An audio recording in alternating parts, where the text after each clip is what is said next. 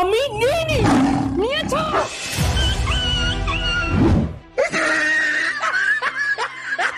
বাবু, তোর বউ তোর বোনের চুল টেনে ছিঁড়ে দিয়েছে। কেন? আমার পয়সা ওদের মধ্যে একজন চুরি করেছে তাই। চলো চলো। ফলস চুল তো কি করব? এমনিতেই আমার সব চুল পড়ে যাচ্ছে, তাই ফলস চুল লাগানো ছাড়া কোনো সলিউশনই নেই। কথা ঘুরিও না, তুমিই টাকা চুরি করেছো, দাদাই সাক্ষী।